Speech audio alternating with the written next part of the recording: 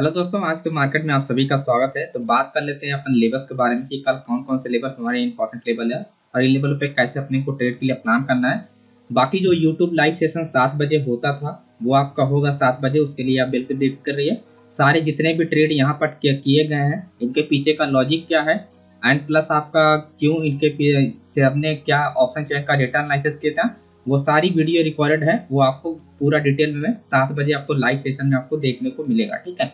And कैसे हमने fin Nifty में ट्रेड किया या आपका फिन निफ्टी में ट्रेड किया है ना, ये सारा कुछ मैं आपको डिस्कशन करने वाला। लाइसेंस को आप जरूर ज्वाइन कीजिए। तो बात करते हैं कल कैसे अपने को फ्राइडे दिन ट्रेड करना है निफ्टी 50 में। तो इंपॉर्टेंट पॉइंट अपने को ये ध्यान रखना है कि मार्केट अगर कहीं पर भी 100 पॉइंट 100 पॉइंट 50 पॉइंट या गैप अप या गैप डाउन ओपन होता है उससे अपने को फर्क नहीं पड़े। बस अपने को ध्यान रखना है कि 19,450 के नीचे हम एक लॉन्ग ट्रेड के लिए प्लान बनाएंगे और यहाँ पर अपना का सेलिंग अपने को देखने को मिलेगा। और मार्केट अगर 19,950 या 960 19,600 यानी इस 50 पॉइंट के अंदर अगर मार्केट रेंज होता है तो एक बड़ा मोमेंटम अपने को देखने मिलेगा दोनों साइड में। किसी भी डायरेक्शन में अगर मार्केट ब्रेकआउट होता है इन दोनों स्ट्राइक प्राइस में, अगर आप साइड का ब्रेक किया 600 तो हमारा पहला टारगेट होगा 19,670 का टारगेट होगा। अगर डाउन साइड ब्रेकआउट होगा तो हमारा पहला टारगेट होगा 19,500, देन सेकंड टारगेट होगा 19,450। तो ये पॉइंट आपको ध्यान रखना। अभी मैं आपको ये आपको ये भी बताऊंगा कि आपको ऑप्शन चेन का डेटा हमको क्या देखना है। जैसे हम बात कर रहे हैं अभी आप देखोगे यहाँ पर इंपॉर्टेंट पॉइंट का 19,550 की बात करें, 19,000 आपका 450 एंड 600 की। अगर आप देखोगे जो डेटा एडेड हुआ है जो ऑप्शन चेन में, कैसे अपने को कंफर्म किया था। आप देखोगे यहाँ पर जो स्ट्रॉन्ग सपोर्ट एरिया है वो 19,400 है, ठीक है। 19,400 है, लेकिन आप उससे पहले आप देखोगे यहाँ पर क्या है जो 19,450 है उसके ओपन इंटरेस्ट बहुत कम है, लेकिन 19,450 पे सबसे ज्यादा है। अब जैसे कि हम बात कर रहे हैं कि अपने को प्लान कैसे करना है 19,450 पे, यानी आपका क्या है कि बायर्स का होल्डिंग है। तो मार्केट यहाँ पर क्या होगा, जब रेंज हो कि ब्रेकआउट होगा तो एक अच्छा खासा फॉल देखने को मिलेगा डाउन साइड में। और 19,650 या 19,000 आपका 550 या 19,550 जो 60 रेंज होना चाहिए, वही सेम सिचुएशन अगर आप देखोगे यहाँ पर भी वही डेटा है।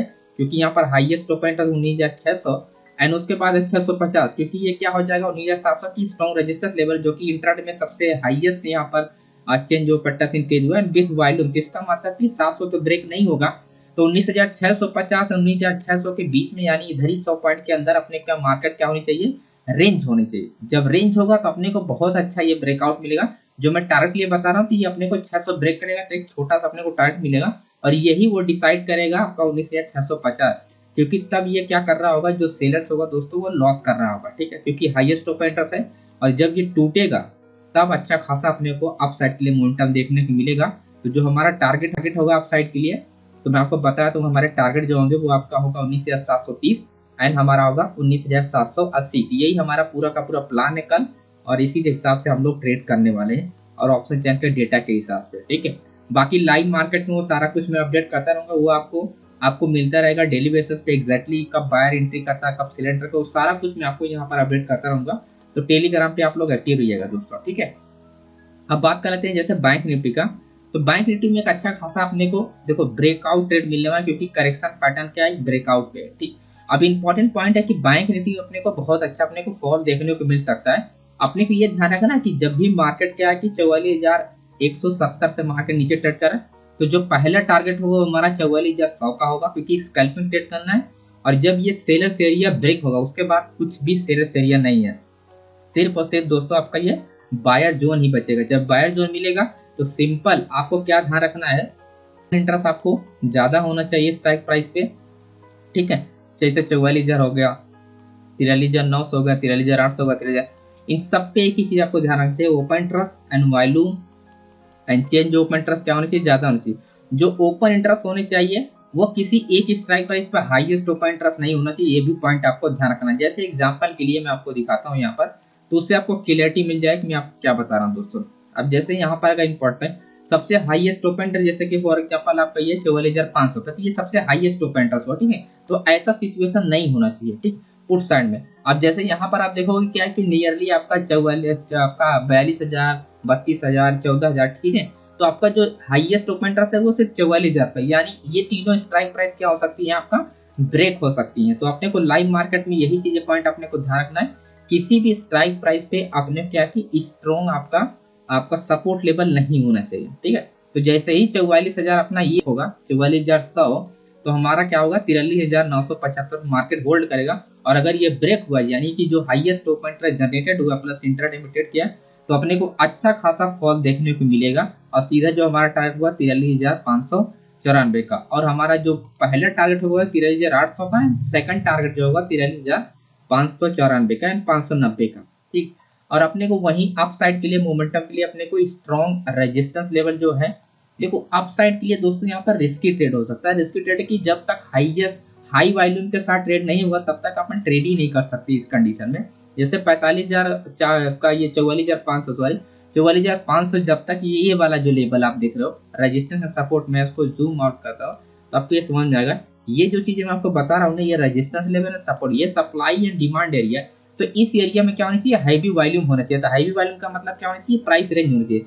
जब ये रेंज होके ब्रेक करेगा तभी जाके हम ट्रेड के लिए प्लान करते हैं। तो छोटा सा एक स्कैल्पिंग ट्रेड मिलेगा अपने को 44,530 का, और उसके बाद अगर मार्केट यहाँ पर रेंज होके अगर ब्रेकआउट होगा अपसाइड के लिए, तो एक पॉइंट अपने को ध्यान रखना है कि अपना change open interest put side में क्या होना चाहिए, ज्यादा होना चाहिए। किस स्ट्राइक प्राइस पे, 44,600 पे, 44,500 पे, और उस हिसाब से मार्केट क्या होगा तभी जाके अच्छा खासा कंफर्मेशन मिला। अगर change open interest put side में ज्यादा नहीं हुआ तो फिर हम दोस्तों हम लोग ये प्लान नहीं कर सकते अपसाइड के लिए। ठीक है, ये पॉइंट रखना है। तो हमारा पहला टारगेट जो होगा 44,700 का एंड सेकंड टारगेट जो होगा वो हमारा 44,900 का। एंड 44,900 के ऊपर मार्केट जाता है तो और अच्छी बात है, लेकिन ये सेलस एरिया है तो मार्केट यहीं पर आके रुक जाएगा, या इससे पहले ही 10-20 पॉइंट जैसे 44,850 वो इजीली आके मार्केट क्या होगा यहाँ पर होल्ड कर देगा। अगर मैं ऑप्शन चेन की बात करूँ, जो चीजें मैं आपको बता रहा हूँ, अगर आप देखो 44,000 में 44,600 और 44,700 की बात कर रहा हूँ कि प्राइस क्या होनी चाहिए, आपका ब्रेक होनी चाहिए, है ना, रेंज होने के ब्रेक, यानी 500 एंड आपका 600 ब्रेक होनी चाहिए।